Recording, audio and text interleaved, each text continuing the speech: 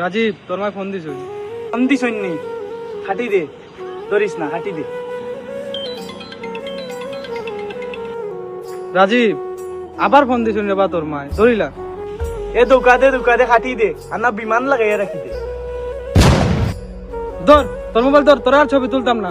তোর মা এত সময় ধরে তোরা ফোন ধরে, তুই ফোন ধরে না। ধর তোর মোবাইল ধর। ওই আমার বেদনা হচ্ছে না, তোমার বেদনা উঠে গেছে, তো তুমি তুললেও না নে, আমার ধরা জানে ওর না। তো ভাগ্যবালা, তোর মায় তোর ফোন দের, প্রতিদিন ফোন দের, সকালে ফোন দের, দুপুরে ফোন দের, কোনো বাড়িতে গেলে ফোন দেয়। আমার মা তো 1 বছর ধরে আমার ফোন দেন না।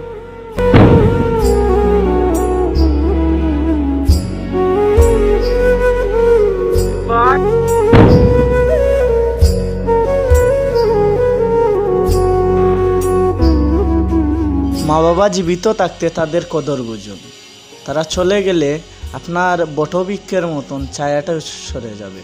তাই সবাই মা বাবাকে শ্রদ্ধা করতে শিখুন।